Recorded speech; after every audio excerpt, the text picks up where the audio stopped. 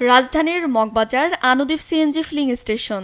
Gas নিতে আসা যানবাহনের দীর্ঘ সারি পাম্প থেকে শুরু হয়ে ঠেকেছে বাংলা মোটর মূল সড়কে। সাম্প্রতিক এই গ্যাস সংকট ঢাকার গণপরিবহন ব্যবস্থায় বেশ প্রভাব ফেলেছে। জ্বালানি ও খনিজ সম্পদ বিভাগ জানিয়েছে, মহেশখালীর ভাসমান এলএনজি টার্মিনালে ত্রুটির কারণে জাতীয় গ্রিডে প্রায় ৪৫ কোটি ঘনফুট গ্যাস সরবরাহ কমেছে।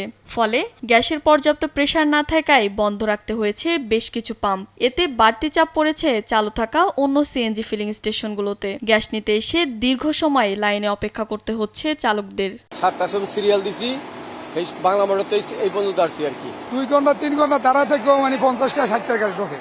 বসুন্ধরা টিস্যু, অশুদ্ধতার বিরুদ্ধে এক বিন্দুও ছাড় নয়। ঘন্টার পর ঘন্টা অপেক্ষার পরও অধিকাংশ চালক ফিরছেন চাহিদার তুলনায় কম গ্যাস নিয়ে। গ্যাসের প্রেসার না থাকায় কয়েকবার লাইনে দাঁড়িয়ে গ্যাস নিতে হচ্ছে গ্রাহকদের। এতে দৈনিক আয় রোজগার বন্ধ হওয়ার আশঙ্কায় তারা। পুরোপূর্ণ প্রেসারটা পাইতাম তাহলে মনে করেন 4 ঘন্টা যে ওয়েট করছি, এই সফলতাটা ভালো হইতো আর কি। রাস্তায় ঠিক মতন চলাফেরা করতে পারতেছি না বা আমাদের অনেক সমস্যা হচ্ছে।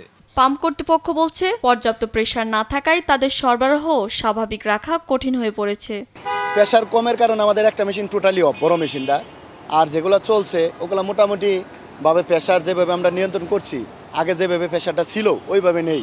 কয়েকদিন যাবত প্রচুর এটার কাজ চেষ্টা করছে। সরবরাহ দ্রুত স্বাভাবিক না হলে ভোগান্তি আরও বাড়বে বলে আশঙ্কা চালকদের। ফারজানা শিলা, দেশ টিভি, ঢাকা।